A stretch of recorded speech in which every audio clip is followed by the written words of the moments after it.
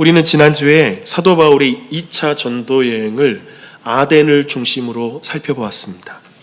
이제 바울은 아덴에서 고린도로 옮겨서 1년 반 정도를 머물며 복음을 증거하고 교회를 세웁니다. 그리고 나서 다시 선교 베이스인 안디옥으로 돌아와서 2차 전도 여행이 마무리되게 됩니다. 그리고 나서 사도행전 19장부터 이제 3차 전도 여행이 시작되는데요.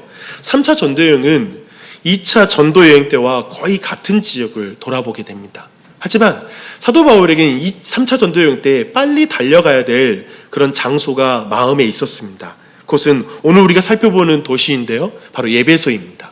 이 도시는 소아시아에서 가장 큰 항구 도시이자 그 당시 로마의 구역에서는 아시아에서 로마의 속주인 아시아의 수도인 그런 도시였습니다.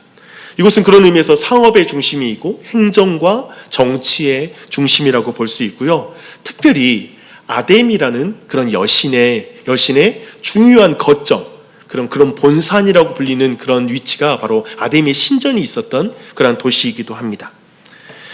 바울이 이제 그곳에 머문 기간이 3년여 동안 머물게 됩니다. 굉장히 그의 선교 사역 중에 가장 긴 기간을 그 도시에 머물게 되는 것입니다. 근데 처음에 회당에서 석 달 정도 말씀을 강론하여 가르치게 되고요. 하지만 회당에서 대적들이 일어나서 그는 다른 장소, 우리가 잘 알고 있는 두란노라는 그런 특별한 장소에서 다시 복음을 가르치게 됩니다. 그곳에 옮겨서 2년 동안 말씀을 매일 전했다라고 이렇게 성경은 말하고 있습니다. 헬라어 사본들에 보면 이 시간이 옆에 더해서 기록되어 있는데요. 오전 11시부터 오후 4시까지 이렇게 말씀을 매일 가르쳤다고 말하는데, 이 시간대가 이제 그 태양이 장렬하기 때문에 가장 높은 온도, 고온이기 때문에 사람들이 낮잠을 자는 시간, 그 시간에 사도 바울은 복음을 전한 거죠. 그 외의 시간에 사도 바울은 일을 했습니다. 그러면서 부지런히 말씀을 가르쳤습니다. 이렇게 사도 바울의 사역은 주로 말씀을 가르치는 사역과 함께 마술적이며 주술적인 능력을 굉장히 신뢰하면서 따랐던 그 에베소에 있는 사람들에게 권능이 있는 사역들을 드러내는, 그 기적적인 사역 일들을 나타내는 그런 사역들도 함께 병행해서 진행을 했습니다. 이제 이 바울의 사역의 결과는 어땠을까요? 그 내용이 19장 17절로 20절에 나와 있습니다. 한번 펴시고 함께 읽겠습니다. 시작. 에베소에 사는 유대인과 헬라인들이 다 이 일을 알고 두려워하며 주 예수의 이름을 높이고 믿은 사람이 많이 와서 자복하여 행한 일을 알리며 또 마술을 행하던 많은 사람이 그 책을 모아가지고 와서 모든 사람 앞에서 불사르니 그 책값을 계산한 즉 은 5만이나 되더라 라고 말하죠. 굉장한 사역의 열매이죠. 에베소 사람들이 자신의 죄를 깨닫고 그것을 자복하는 일이 벌어졌다고 말합니다. 근데 이게 이 회개의 깊이가 얼마나 깊은지는 말만이 아니라 행동을 통해서 증명이 되는 거잖아요. 그래서 그 행동을 어떻게 말하고 있냐면, 마술적인 주문과 주술이 담긴 그 책들을 사람들이 가지고 와서 버리고 함께 모아서 공적인 장소에서 불태워버리는 그런 일이 벌어지게 됩니다. 쉽게 말하면 공적인 장소에서 나는 이전에 내가 따르고 신뢰하던 것들을 버리고 나는 이제 새로운 지휘인을 따르겠다라는 그런 공적인 신앙 고백을 한 것입니다. 그래서 그 책값이 특별히 은 5만이라는 게 굉장히 강조되고 있습니다. 오늘날 일당을 12만 원을 기준으로 한다면 약 60억 원에 해당하는 그런 금액입니다. 굉장히 큰 금액이죠. 그렇죠? 거짓된 주문을 버리고 주 예수 그리스도만을 의지하는 이 변화, 그렇잖아요. 세상의 주문, 넌 잘 될 거야, 어쩌면 세상이 말하는 행복에 대한 주문을 외는 것을 버리고 주 예수를 의지하는 이 변화는 이제 강력한 반발, 강력한 저항을 만나게 됩니다. 우상 제작자와 주술책을 팔아서 이제 생계를 유지하는 그런 종교산업 종사자들의 그런 어떤 시위, 그리고 그들의 어떤 그 반대를 징변하는 것이죠. 그들이 원흉으로 주목하는 게 누구냐면 사도 바울입니다. 이 일로 인해서 결국 바울은 예배소를 떠나서 다른 지역으로 이동하게 됩니다.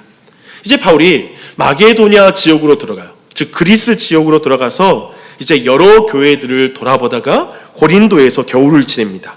그리고 성경의 표현에 따르면 성령에 매여서 예루살렘으로 향하다가 밀레도라는 항구에 도착하게 됩니다.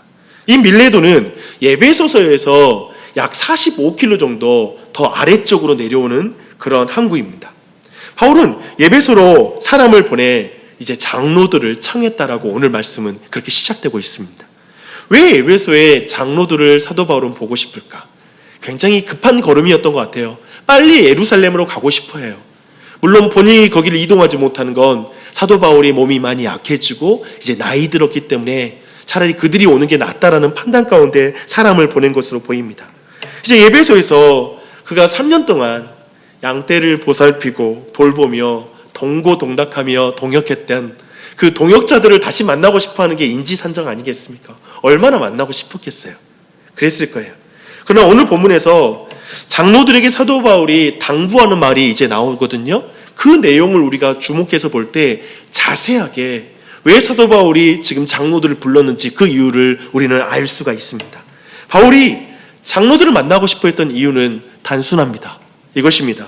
에베소 교회를 힘써 목양해라 라는 걸 부탁하고 싶어서 이렇게 장로들을 초청했습니다. 사도 바울은 장로들에게 양떼에게 무엇을 먹여야 하는지, 어떤 꼴을 먹여야 되는지, 또 어디로 데리고 가서 먹여야 되는지를 가르쳐주고 있습니다. 그리고 무엇으로부터 양떼를 보호해야 되는지, 그리고 어떻게 그 양떼를 보호해야 되는지 그 태도와 자세, 그리고 방법들을 구체적으로 알려주는 게 오늘 본문의 말씀입니다. 오늘 말씀은 사실 우리 모두가 잘 알고 있는, 뻔히 알고 있는 내용입니다. 그런데 우리는 뻔한 내용을 충실하게 행하는 목회자를 만나는 게 어렵다는 것을 알고 계십니다. 알고 있을 것입니다. 그렇죠? 너무 뻔한데 목사는 이렇게 해야 돼. 힘써 양떼를 돌보고 그리고 목양해야 돼 알지만 그것을 잘하는 사람, 그리고 충실하게 수행한다고 생각하는 사람이 많지 않다는 걸 알 것이고요. 또 이런 뻔한 목양을 가정에서 아버지와 어머니로서 우리의 자녀들에게 우리가 잘하고 있는가라고 볼 때에 또 이 내용이 그렇게 쉽지 않은 내용이란 걸 알고 있을 것입니다. 저는 말씀을 들을 때 이런 마음으로 배울 때 가장 유익했습니다. 어떤 거냐면 말씀을 내가 지적으로 알고 있는 것을 중심으로 말씀을 듣는 게 아니라 내가 이 말씀에 진짜 순종하고 있는가, 행함을 중심으로 말씀을 들을 때 더 겸손하게 말씀을 잘 듣는 것을 제가 경험했습니다. 여러분도 그렇지 않으십니까? 이 시간 내가 정말 이 목양이라는 것, 그리고 오늘 말씀이 내가 진짜 행하고 있는 것인가 라는 걸 돌아보면서 말씀을 들어보십시오. 더하여 오직 성령 하나님이 역사할 때만 오늘 말씀은 우리 각자 안에 뻔한 말씀이 아니라 우리 마음판에 새겨지는 말씀이 될 줄 믿습니다. 그런 은혜가 우리 모두에게 넘치기를 바랍니다. 이제 먼저 18절과 19절을 함께 읽어볼게요. 시작. 오매 그들에게 말하되 아시아에 들어온 첫날부터 지금까지 내가 항상 여러분 가운데서 어떻게 행하였는지를 여러분도 아는 바니 곧 모든 겸손과 눈물이며 유대인의 관계로 말미암아 당한 시험을 참고 주를 섬긴 것과. 오늘 말씀이 딱 오매로 시작하니까 전라도 사투리 같아가지고 바울은 에베소의 장로들에게 처음 그들을 만나온 이후로 자신이 그들과 어떻게 관계에 있는지 한번 생각해 보라고 말하고 있습니다. 바울은 에베소 장로들이 따라야 될 목양의 모범으로 지금 자신을 말하는 거예요. 내가 너희들을 대했던 걸 생각해 보면 이제 너희들이 어떻게 양떼를 대해야 되는지 이제 거기에서 교훈을 얻을 수 있을 것이다 라고 자신을 모범으로 세우는 것이죠. 이 말, 자신을 모범으로 세우는 게 35절에 나와요. 자신의 모범을 따르라고 말하고 있습니다. 바울은 자신을 자랑하는 것이 아니라, 그렇게 보이잖아요. 약간 나를 모범으로 나를 따라라 그러니까 바울이 좀 교만한 거 아니야? 나를 따라 그런 느낌이 들잖아요. 그게 아니라 자신이 어떻게 에베소의 장로들을 진짜 목양했는지 그걸 한번 생각해 봐라 라고 이렇게 말하는 것입니다. 나는 여러분을 겸손하게 섬겼고 두 번째, 눈물로 목양했고, 세 번째, 고난 가운데 인내하며 너희들을 죽게 하듯이 너희를 섬겼던 것을 기억하라 라고 이렇게 말하고 있습니다. 사도 바울의 예배소 장로들이 자신의 목회 인생, 사도 바울의 목회 인생을 딱 떠올릴 때 세 가지 키워드로 그 모든 걸 연상시키는 거예요. 뭔가요? 겸손, 눈물, 인내예요. 어쩌면 이 세 가지가 모든 사역자, 오고 오는 모든 사역자와 기독교 사역자와 교회 사역자와 그리고 모든 부모를 생각할 때 마찬가지고 이 세 가지 키워드가 있는 거예요. 겸손, 눈물, 인내입니다. 바울은 이 세 가지를 자신 있게 말하는 것은 분명 야, 나처럼 해봐. 한번 나처럼 해봐 라고 말하는 어떤 교만한 마음으로 이 말을 했다고 생각하지 않습니다. 사실 바울은 이 세 가지를 예수님께 배웠다라는 의미일 것입니다. 마태복음 20장 25절로 28절 말씀 한번 보겠습니다. 마태복음 20장 25절로 28절입니다. 제가 말씀 읽겠습니다. 예수께서 제자들을 불러다가 이르시되 이방인의 집권자들이 그들의 임의로 주관하고 그 고관들이 그들에게 권세를 부리는 줄을 너희가 알거니와 너희 중에는 그렇지 않아야 하나니 너희 중에 누구든지 크고자 하는 자는 너희를 섬기는 자가 되고 너희 중에 누구든지 으뜸이 되고자 하는 자는 너희의 종이 되어야 하리라. 인자가 온 것은 섬김을 받으려 함이 아니요 도리어 섬기려 하고 자기 목숨을 많은 사람의 대속물로 주려 함이니라. 사도 바울의 겸손 목회는 예수님으로부터 배운 것입니다. 인자는 섬김을 받으려 함이 아니라 도리어 섬기려 하고 자기 목숨을 바울을 위해서 대속물로 내어주셨던 것. 사도 바울은 가장 먼저 그걸 경험한 사람이었죠. 이렇게 겸손한 목자 바울은 유일하게 위대하신 예수님의 섬김을 받아서 태어난 사람이에요. 거듭난 사람인 줄 믿습니다. 이렇게 보면 겸손 목회는 노력해서 되는 게 아니에요. 태어나는 거예요. 예수님을 만나야 돼요. 나를 섬겨주신 예수님을 만나야 사람은 참으로 겸손해질 수 있어요.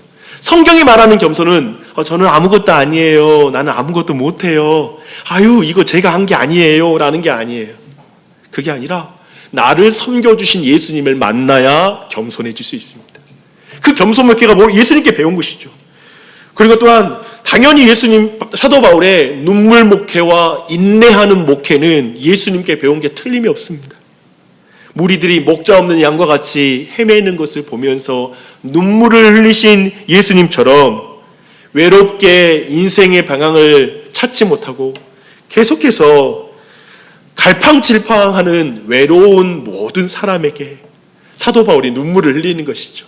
사랑하기 때문에. 사랑하지 않으면 눈물 안 흘려요. 아시죠? 미워하는 사람을 두고 절대 눈물 못 흘려요. 분해서 눈물을 흘리죠. 그런데 누군가를 사랑해서 눈물을 흘리는 것은 정말 누군가를 위해서 눈물을 흘리는 것은 사랑하지 않으면 흘릴 수가 없습니다. 그런 눈물을 예수님께 배웠을 것입니다. 더하여 유대인의 관계 속에서 모든 시험 가운데 참고 인내하며 하나님을 섬겼던 예수 그리스도를 만났기 때문에 끝까지 십자가를 지시고 순종하신 예수님을 만났기 때문에 사도 바울도 그 인내의 길, 인내 목회를 해낼 수가 있었을 것입니다. 보십시오. 특별히 오늘 또 우리 강도사님 내일 목사 안수 받으시는데 그렇죠? 겸손 목회, 눈물 목회, 인내 목회 이것을 예수님께 배워야만 온전하게 주님을 섬길 수 있고 교회를 세울 수 있는 것이죠. 다른 걸로 교회는 안 세워지는 것 같아요. 진정한 교회는 돈으로도 안 되는 것 같고요. 건물로도 안 되는 것 같고요. 어떠한 시스템으로도 모두가 아무도 불만할 수 없는 어떤 구조로도 교회는 안 세워지는 것 같아요.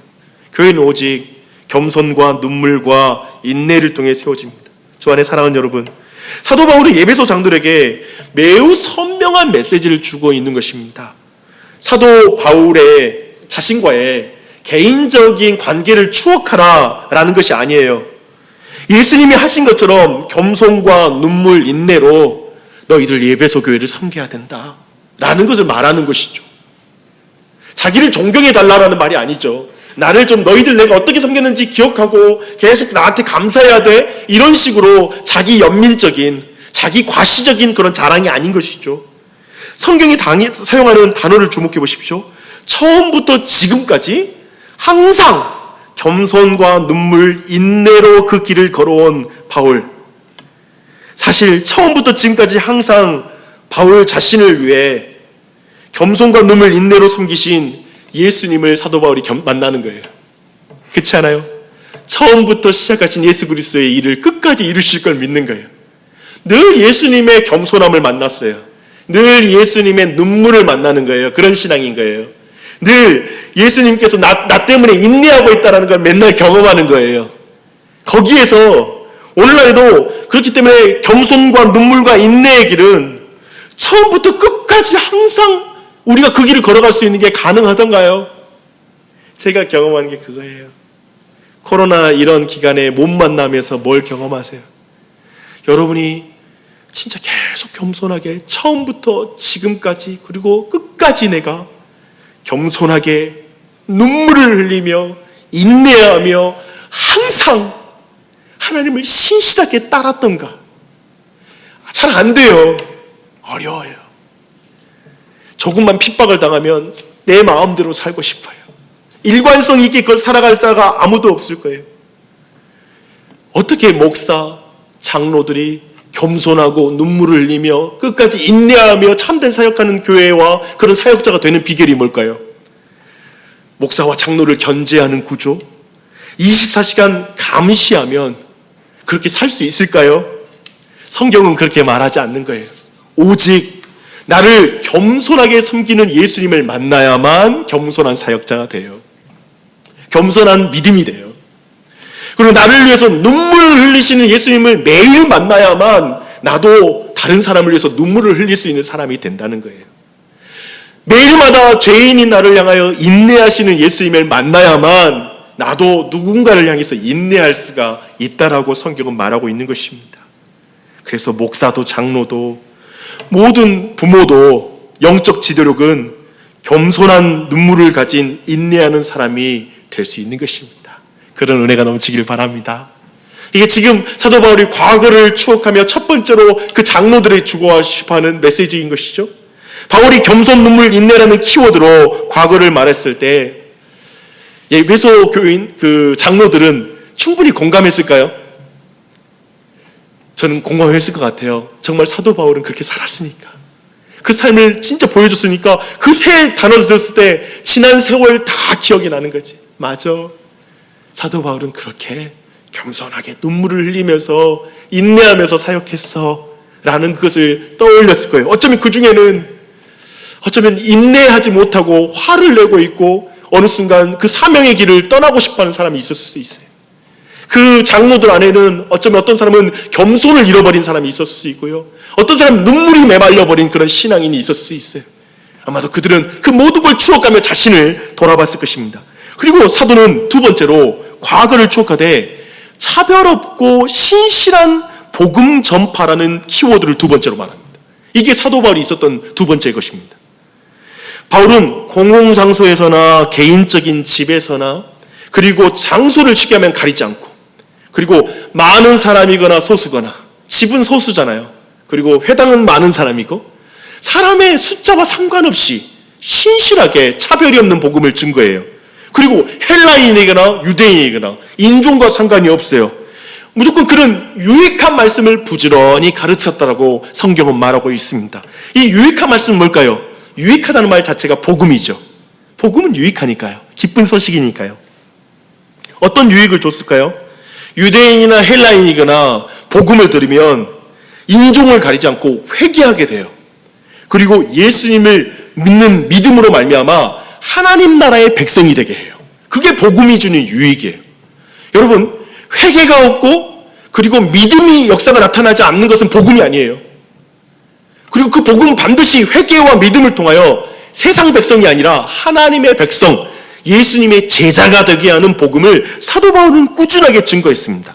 그래서 25절을 보니까요, 이 복음 증거 사역을 이렇게 말해요. 보라, 내가 여러분 중에 왕래하며 하나님의 나라를 전파하였다라고 말하고 있습니다.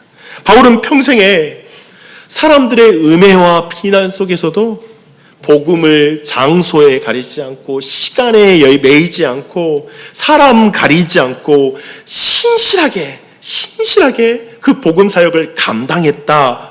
하나님 나라를 전파했다라는 것이 오늘 말씀에 사도 바울이 과거를 통해서 그들에게 추억하게 하는 내용입니다. 여러분도 자신을 돌아보십시오. 이 복음 전파 사역의 중요성에 대해서 사도 바울은 26절에서 이렇게 강조합니다. 그러면 오늘 여러분에게 증언하거니와 모든 사람의 피에 대하여 내가 깨끗하니, 이 표현을 써요. 모든 사람의 피에 대하여 내가 깨끗하다. 이 말씀을 정확하게 이해하려면 에스겔서 33장 1절로 7절을 봐야 되거든요. 그 대략의 내용을 내가 말씀드릴게요. 여호와께서 자기 백성들 가운데 파수꾼을 세워요. 근데 그 땅에 하나님의 칼, 곧 심판이 임할 때 파수꾼이 나팔을 불러서 심판이 임한다. 하나님 나라가 가까웠다. 회개하라. 천국이 가까이 왔다라고 이렇게 나팔을 불러야 돼요. 그렇죠? 나팔을 불렀을 때 그 나팔을 듣고 만약에 피한다라면 그것이 복음의 은혜를 받은 것일 것이고, 하지만 그걸 듣고 나서 그가 피하지 않았다면 그가 심판받은 것에 대한 책임을 스스로가 져야 될 것입니다. 그렇죠? 그런데 33장 6절에 이렇게 말하고 있어요. 그러나 칼이 임함을 파수꾼이 보고도 나팔을 불지 아니하여 백성에게 경고하지 아니하므로 그 중에 한 사람이 그 임하는 칼에 제거당하면 그는 자기 죄악으로 말미암아 제거되려니와 그 죄는 내가 파수꾼의 손에서 찾으리라. 복음을 듣지 못하여 죽게 되면 그는 그의 죄로 말미암아 죽게 되는 게 맞아요. 하지만 복음을 증거하라고 파수꾼에게 사명을 줬는데 그의 사명대로 복음을 증거하는 일에 게을리하고 복음을 증거하지 않으면 그 핏값을 그 파수꾼에게 찾겠다라고 말했고, 지금 사도 바울은 이 의식 가운데 있는 것입니다. 바울이 신실하게 차별 없이 복음을 어디에서나 누구에게나 항상 증거할 수 있었던 것은 바로 이 파수꾼 의식이 있는 거예요. 그리고 이 핏값을 주께서 찾은다고 생각하는 것입니다. 지금 쉽게 말하면 이렇게 말하는 것이죠. 복음을 전하지 않는 것은 죄다.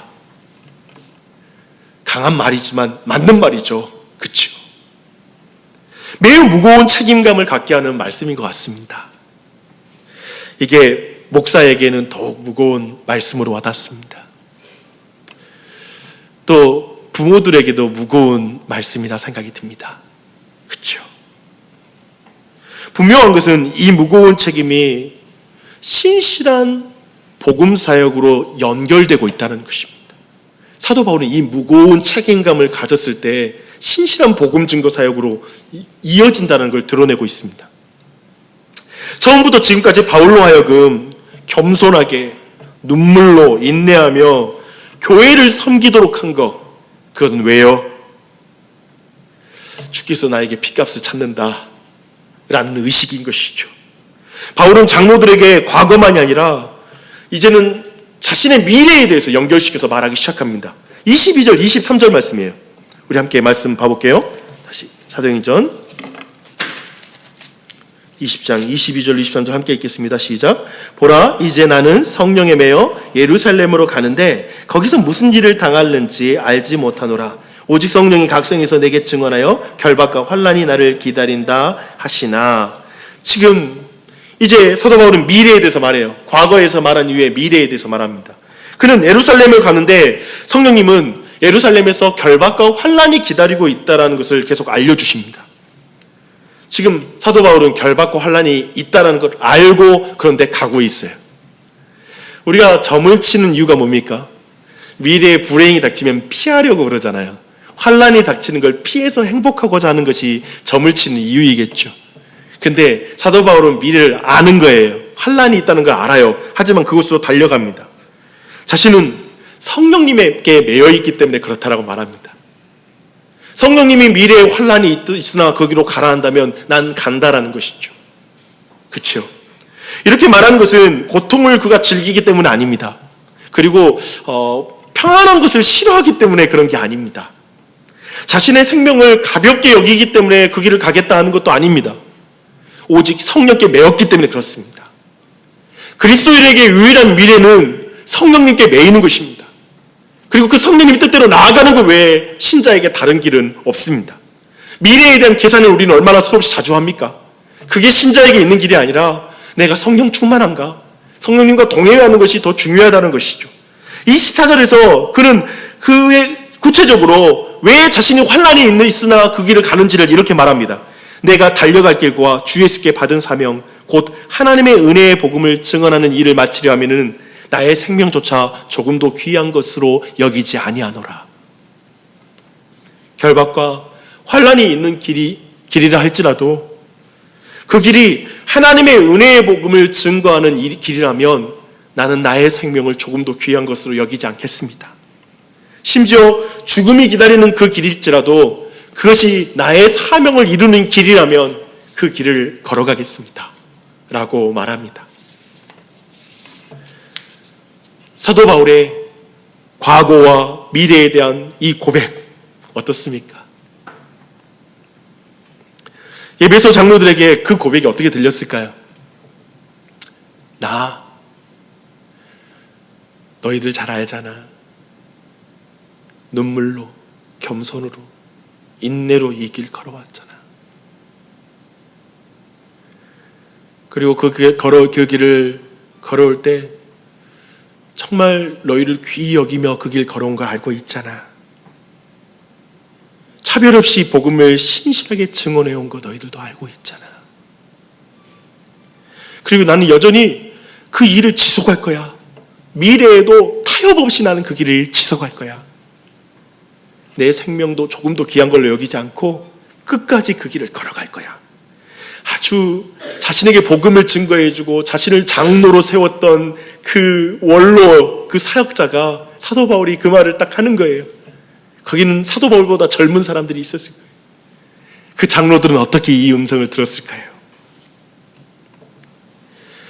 아마도 이 자리에 우리 모두도 겸손과 눈물, 인내로 차별 없는 복음을 신실하게 증언한 그 바울, 마지막까지 그 사역을 감당하겠다던 그 바울의 고백 앞에 우리 모두도 그 에베소의 장로들이 위치해서 이 음성을 똑같이 자신을 돌아보게 하는 말씀인 것 같아요. 말씀을 준비하는 내내 그런 마음이 들더라고요.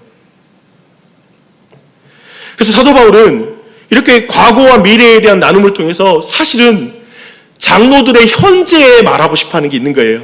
장로들이 지금 그 자신을 보게 하고 그들이 지금 어떻게 살아가야 할지를, 어떻게 사역해야 될지를 다시 한번 그들을 회복시키고 일으켜서 그 일을 힘차게 감당하게 하고자 과거와 미래에 대한 자신의 그 다짐과 추억을 분명하게 전달하고 있는 것입니다. 그래서 28절은 이렇게 말하고 있습니다. 여러분은 자기를 위하여 또는 온 양떼를 위하여 삼가라. 성령이 그들 가운데 여러분을 감독자로 삼고 하나님이 자기 피로 사신 교회를 보살피게 하셨느니라. 이렇게 그들에게 강하게 권면하고 있습니다. 바울은 이렇게 말하는 것과 같습니다. 장로님들, 여러분은 저와 동일한 사명을 가지고 있는 사람들입니다. 그러니 여러분 자신과 온 양떼를 잘 살피고 조심하셔야 됩니다. 여러분 자신도 살펴야 되고요, 양떼도 살펴야 됩니다. 왜냐하면 장로님들 자신과 교회는 하나님이 자기 피로 사신 교회이기 때문에 그렇습니다. 여러분의 사명은 예수님이 피값을 주고 사신 교회와 관련되어 있기에 더욱 잘 살피고 그리고 조심하셔야 합니다. 이렇게 말하는 것입니다. 저는 28절의 말씀은 의미적으로 지금까지 살펴봤던 모든 말씀을 다 묶는 말씀인 것 같습니다. 사도 바울이 종이 되어 주님의 교회를 겸손과 눈물과 인내로 섬기며 복음을 신실하게 가르치는 것은 교회가 참으로 예수님의 핏값을 주고 사신 교회이라는 걸 믿기 때문에 할 수 있는 사역인 것입니다. 이걸 못 믿으면 나에게 어떤 존경을 보이고 나에게 어떤 보상을 해주는가로 사람을 대한다면, 사역한다면 그런 신실한 사역은 불가능합니다. 도리어 내가 얼마나 귀한지 알아라고 외치는 게 아니라 당신들이 얼마나 귀한지 모릅니다. 여러분은 예수님이 피값을 주고 사신 교회입니다. 라는 사실을 믿을 때 도리어 그 겸손의 사역, 눈물의 사역, 인내의 사역, 신실한 사역, 그걸 감당할 수 있다는 것이죠. 그걸 보여주고 있어요. 교회가 주님의 핏값을 주고 산 주님의 교회라는 사실을 참으로 믿을 때에만 목양이 바뀌고 삶이 바뀐다. 태도가 바뀌고 그리고 그 인생이 바뀐다라고 사도 바울은 말하고 있는 것입니다. 참으로 이 사실을 믿어야만 오래 참을 수 있고 온유하며 자기를 자랑하지 아니하며 참으로 성내지 아니하고 겸손하게 온유하게 그리고 인내하며 눈물로 섬길 수 있다. 그것만이 교회를 세운다라고 이렇게 말하는 것입니다. 그 사랑만이 참으로 교회를 세운다라는 걸 우리에게 보여주고 있는 것이죠. 교회가 자신의 핏값을 주고 사신 주님의 교회라는 믿음이 결여되면 어떻게 될까요? 그 교회가 주님의 교회라는 의식이 없는 거예요. 그러면 어떻게 될까요? 주님의 교회를 인정하지 않는 자는 선한 목자가 될 수 없습니다. 오늘 말씀이 말하고 있어요. 그들을 성경은 뭐라고 말하냐면 사나운 이라고 말해요. 사도 바울의 빈자리에 이제 너희들 중에 사나운 일이가 일어날 거야 라고 이렇게 말하고 있거든요. 사나운 일이는 뭘까요? 그들의 특징이 뭐냐면 자신을 가장 사랑하는 게 그들의 특징이에요. 사나운 일이들은. 그래서 그들은 양떼를 아끼질 않습니다. 그리고 양떼를 자기의 것이라고 말해요. 주님의 교회잖아요. 근데 나의 교회예요. 제자들로 하여금 예수님 따르게 하지 않고 자기를 따르게 하려고 말한다고 말하고 있습니다. 이런 거짓 목자는 양들을 칼로 찌르고 상하게 만듭니다. 자신의 피를 흘려서 살리는 게 아니라 양들의 피를 흘리게 만듭니다. 자신과 교회를 위해 예수님이 핏값을 주고 사신 것을 믿지 못하니 도리어 양의 피를 흘리게 만드는 것이죠. 이런 일이 벌어진다고 말하고 있습니다. 예수님의 살과 피로 주님의 은혜를 받아 배부르지 못하니 양의 살과 피를 먹고 마시는 것이죠. 사나운 이리가 하는 짓이 그렇습니다. 이런 모든 것은 주님의 교회가 아니라 내 교회가 될 때 나타나는 현상입니다. 목사가 내 교회라고 말할 수 있을 것이고요. 나의 소유처럼 생각할 수 있을 것이고 성도들도 마찬가지로 이게 내 교회라고 생각하는 사람들도 있을 수 있습니다. 내가 얼마나 헌금했는데 내가 얼마나 봉사했는데 이거 내 거야. 내 지분 있어 라고 생각하는 마치 나의 소유로 생각하는 듯한 태도를 가질 수 있습니다.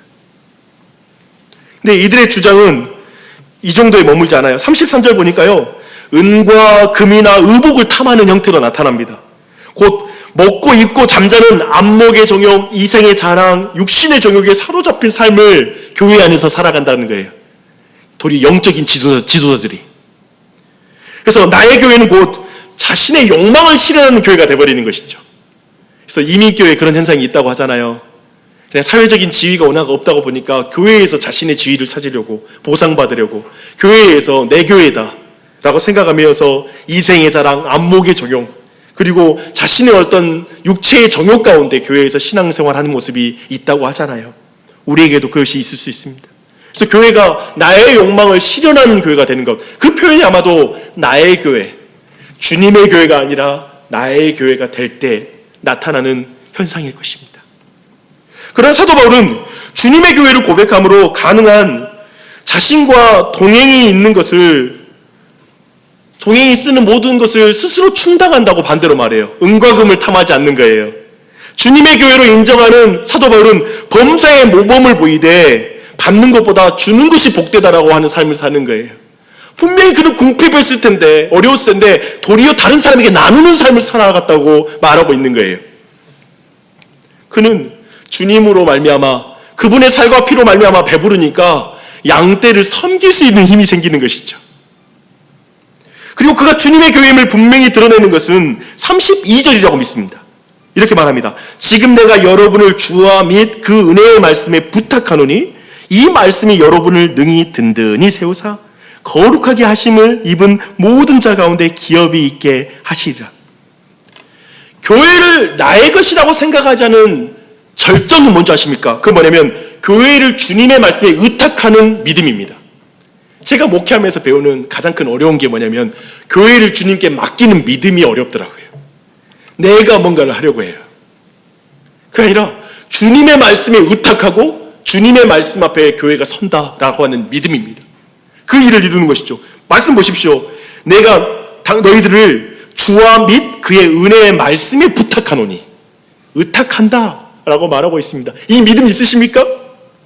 내가 있어야 교회가 될 수 있다는 생각을 내려놓고 겸손히 하나님의 말씀에 의탁하는 것입니다. 그 말씀만이 장로들과 교회를 능히 든든히 세우게 할 수 있다라고 믿는 것입니다. 이게 겸손의 절정이에요. 이게 참된 주님이 피값을 하신 주님의 교회다라고 인정하는 행위가 우리가 볼 때 모든 교회의 부족함에 대해서 위험에 대해서 내가 판단하고 결정하는 게 아니라 주님의 말씀을 의탁합니다. 주님이 교회를 세우십니다라고 하는 겸손함의 절정이에요. 믿음의 절정인 줄 믿습니다. 이런 메시지가 에베소 장로들에게 어떻게 들렸을까요?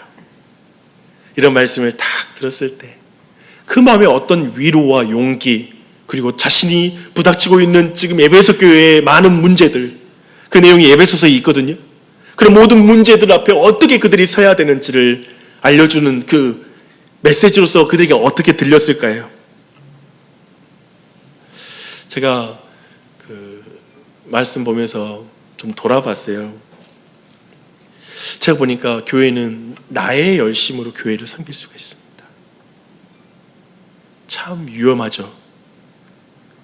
근데 보니까 제가 나의 열심으로, 그러니까 내 교회다라고 생각하면서 겸손, 눈물, 인내를 어느 정도는 할 수 있어요. 이게 막 개척했을 때 막 열심히 참고 인내하면서 막 교회가 성장하는 것을 바라보면서 그 미래의 어떤 그림을 그리면서 그런 것들을 해낼 수 있어요. 그래서 교회는 엄청나게 성장할 수 있어요. 잘 생각해서 한국교회의 역사와 우리의 신앙의 삶 보았던 교회를 생각해 보세요. 교회는 엄청나게 성장했어요. 한국교회가. 우리 믿음의 멤버들이 얼마나 인내했는데요. 얼마나 겸손하게 섬겼는데요. 그리고 눈물로 교회를 세웠는지 몰라요. 그리고 나서 그것을 내 교회라고 말할 수 있어요. 내 교회다. 내가 얼마나 겸손하게 눈물을 흘리며 인내하며 세웠는데 라고 생각하니까 교회를 떠날 수가 없어요. 은퇴는 해야 되는데, 그래서 어떤 교회는 은퇴 기간을 넓혀서 그냥 죽을 때까지로 제한을 두지 않을 수 있고요. 아예 법을 바꿔버리든지. 떠날 수가 없으니까. 그리고 떠나야 되니까 법 때문에. 그러다 보니까 어떻게든지 세습을 해서라도 내 자식이 그 자리를 대신하게 해서라도 계속 그 영향력을 내가 가지고 싶어요. 안 그럼 사실 세습을 하는 이유는 제가 늘 말씀드리지만 나쁜 의도, 그들이 어떤 세습하시는 목사님들의 나쁜 의도가 아니라 교회가 안정적으로 되기 위해. 왜냐하면 창립한 목사의 영향력이 너무 강하게 작용하기 때문에 그래도 이 교회가 안정적으로 가려면 목사님 자제분이 오는 게 차라리 교회가 안정적으로 진행될 수 있다는 게 가장 큰 이유예요. 그것을 가장 크게 내세워요. 근데 한편 돌아봐야 돼요. 내 교회라고 생각하기에 그럴 수밖에 없는 것이 있는 건 아닌지. 어쩌면 이런 것을 세상은 그렇게 보는 것 같아요. 다 밥벌이구나. 다 교회도 밥벌이구나. 세상하고 똑같구나. 라고 이렇게 생각하는 것이죠. 근데 사도 바울이 우리 장로들에게, 에베소 장로들에게 강조하고 있고 우리에게 강조하는 건 교회는 나의 열심이 아니라 주님의 열심이 교회를 세운다라고 말하는 것입니다. 주님이 나를 얼마나 겸손하게 섬겼는지, 얼마나 교회를 눈물 흘리면서 교회를 사랑하시는지, 나를 향해 얼마나 주님이 인내하시는지를 매일 만나지 않으면 교회는 겸손할 수 없고 서로를 향해 눈물을 흘릴 수 없고 서로를 용서할 수 없고 인내할 수 없단다 라고 말씀하고 있습니다. 그래서 근본적으로 우리에게 겸손하십시오, 인내하십시오, 그리고 눈물을 좀 흘리십시오 라고 이렇게 소리 질러서 되는 게 아니라 예수님을 만나야 돼요. 목사도 예수님 만나지 않으면 순식간에 교회가 이상해져요. 여러분의 모든 사람도 매일매일 주님 만나지 못하면 교회는 이상해지는 거예요. 그냥 내 교회, 내 기분대로 판단하는 곳이 되는 거예요. 사랑하는 여러분, 교회는 주님의 교회입니다. 주님이 핏값을 주고 사신 교회예요. 근데 그 핏값을 주고 사신 교회 중에 내가 속한다는 걸 믿어야 돼요. 내가 거기에 있어요. 나를 핏값 주고 사셨어요. 이걸 믿고 은혜가 될 때 진정 다른 사람도 하나님이 핏값 주고 사신 걸 알게 되고 그것 가운데 겸손과 사랑과 눈물과 인내의 사역이 가능한 거예요. 이걸 지금 말하고 있는 것이죠. 이렇게 됐을 때 교회는 담대해져서 주님께 의탁하면서 어느 한 사람에게 집중하지 않아요. 목사든지 직분자든지 누구든지 그 어떤 탁월함에 의존하는 교회가 아니라 주님의 말씀에 능력이 있다. 예수 그리스도에게 능력이 있다라고 신뢰하면서 예수 그리스도 중심의 교회가 되는 거예요. 그래서 어쩌면 창립한 사람이 교회를 떠나도 상관이 없는 교회. 그리고 교회는 그 가운데 든든히 있어서 말씀 안에서 움직이는 교회가 될 수 있는 거예요. 그렇잖아요. 그것만이 교회를 교회되게 하는 거예요. 참 보니까요. 그렇게 하면서 교회는 궁극적으로 뭐가 되냐면 예수님 닮은 교회가 돼요. 사랑하는 여러분, 예수님 안 닮으면 다 소용없더라고요. 교회 어떤 규모를 가져도 어떤 건물을 가져도 어떤 인프라를 가지는 것도 상관없이 우리 모두 각자가 예수님 안 닮으면 교회는 교회가 아니에요. 온전한 교회일 수가 없더라고요. 목사도 다 속일 수 있죠. 성도들 앞에서 있는 것처럼. 근데 내가 안 변화되면 안 되죠. 그것 알고 목회하는 것이죠. 이 메시지가 예배소 교회에게 어떻게 들리고 여러분에게는 어떻게 들리십니까? 어쩌면 여러분은 어떤 교회를 이제까지 경험하며 어떤 실망을 한 사람도 있을 것이고요. 어떤 사역자에 대한 실망, 그리고 교우들에 대한 실망, 낙심, 어떤 많은 어떤 것들이 여러분 각자에게 있을 것입니다. 어쩌면 오늘 본문에 사도 바울과 장로들이 부둥켜 안고 우는 장면을 볼 때 이게 행복한 교회이지, 야, 이런 교회의 모습 아름답다 라고 생각하며 부러울 수 있습니다. 제 자신에게도 오늘 말씀이 너무나 많은 말씀을 주는 것 같아요. 특별히 내일 목사 안수를 받는 우리 강도사님에게 오늘 말씀의 은혜가 넘치기 바랍니다. 이 말씀이 사역의 평생의 중요한 기준이 되기를 축원합니다. 오늘 말씀에 따라서 좀 이따 같이 우리 강도사님 축복해 기도하고 같이 했으면 좋겠어요. 또한 우리 모두에게 이 말씀이 여러분 모두에게 소중한 말씀이 됐으면 좋겠습니다. 기억하십시오. 주님이 우리 모두에게 핏값을 묻습니다. 사명이 있습니다. 날 핏값 주고 사신 주님께서 나에게 또 핏값을 찾아요. 그것은 바로 우리에게 주신 사명이 있는 것입니다. 우리 자녀들을 향해 자녀들의 핏값을 나한테 찾아요. 자꾸 교회 교사에게 찾는다는 생각하지 마십시오. 내가 늘 말하죠. 자녀의 영혼에 대한 핏값을 부모에게 찾습니다. 물론 목사에게도 찾죠. 우리 교회에 속해 있으니까. 어떤 사명에 따라서. 네, 그런 측면에서 여러분 모두가 다시 한번 이 복음을 새롭게 만났으면 좋겠어요. 다시 한번 날 핏값으로 사신 그 주님을 만나 누군가의 핏값을 내가 그들의 핏값을 위해 복음을 증거할 책임이 내게 있다라고 하는 그 사명의 회복 같이 일어나는 여러분의 인생이 됐으면 좋겠습니다. 건강한 교회에 이르려고 노력하시게요. 우리 교회. 마지막에 바울과 저 장로들의 관계처럼 서로를 너무 아껴주고 기도해주고 어쩜 그렇게 부둥켜 안고 잊지 못하는 관계 돼야 되지 않겠습니까? 그렇죠? 그게 주님이 기뻐하시는 관계인 것 같아요. 그런 관계로 이어갈 수 있도록 우리 교회가 그렇게 아름다운 우정이 키워져 나가며 함께 동역을 감당해 나가는 교회 되기를 간절히 축원합니다.